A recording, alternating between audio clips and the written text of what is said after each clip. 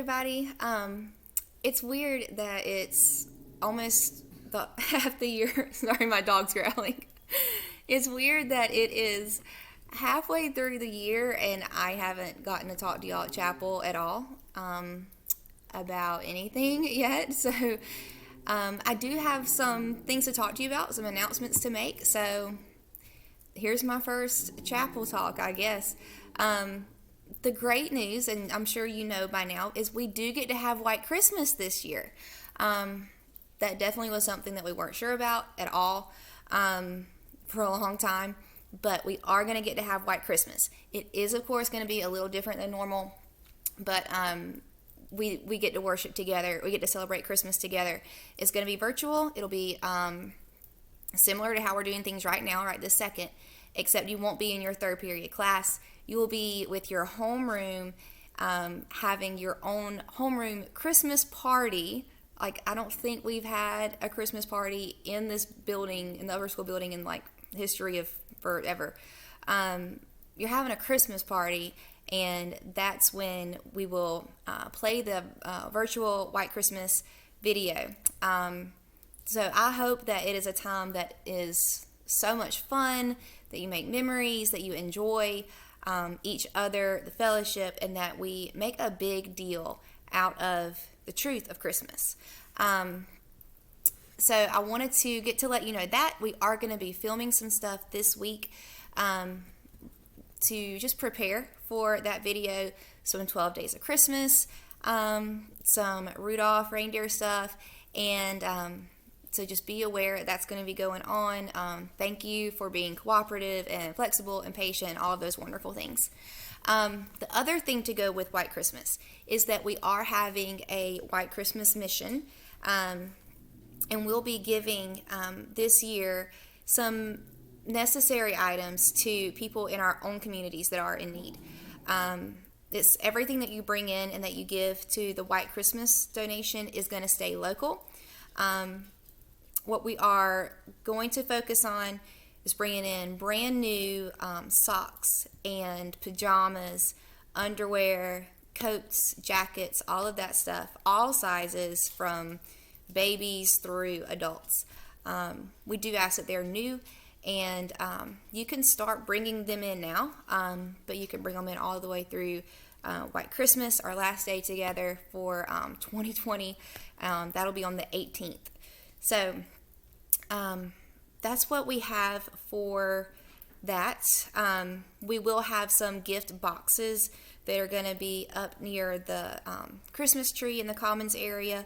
We'll get those up soon, and that's where you can put your donations if you bring them in before we have those boxes out. Then you can just hold on to them, maybe either in your homeroom, or you can just bring them to me and I will put them in the box for you. But that's our White Christmas update. And so I'm glad that I get to bring some good news, some good tidings of great cheer.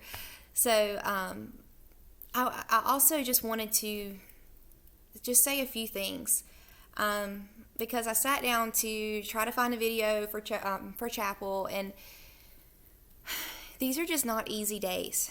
And it's not easy at your age as a teenager. It's not easy at my age, kind of not a teenager. It's, not really easy for any of us to know how to keep going in the situations that we're living in. We don't always know the right thing to react, the right feeling to have, the right words to say, the right way to think, the right move to make next, any of that. It's hard. So when I sat down to try to find a chapel video, it was hard because we want to celebrate Christmas, but we are celebrating Christmas with in a new way that reminds me that celebration doesn't always look like glitter and excitement and bright lights and laughter, and all of those are wonderful things, but sometimes celebration looks like the resolve to go one more day. And the fortitude, the strength to not crumble and to not fall apart. That's celebration. That is placing hope above everything else. And we can do that. We get to do that as Christians, not because we have some enlightened mindset that's above circumstances. We get to do that as Christians because of who we serve, because of who we follow, because of the message of Christmas, because God came to be with us. And not just to be with us here, but to change us. He came to bring His Spirit to His people and to rescue us from this darkness that we brought into the world. We have this nativity that's set up in our front yard, and it's pretty simple. It's just a white silhouette cut out nativity. But the first year that we put it up, we put it out in the yard, and we put this spotlight on it so you could see it when it was dark. And that very first night, my husband Joey and I went out to just check on it, see how it looked in the darkness, and if it was lit correctly. And we were really taken aback by what we saw. The nativity, the top of it has the Star of Bethlehem. And the way the spotlight hits it, there's a shadow that's cast on our house behind it. And so for the front of our yard, you have the white nativity where the light is shining. But then behind that, for 2 stories up, that Star of Bethlehem makes the shadow of a cross. And that's what you see from down the road when you're driving up towards our house, is that shadow of the cross on our house. And then you see the lit nativity. And there's just so much there. There's so much there. Even now, we've had this, how long have we had this nativity, babe? Like 5 years?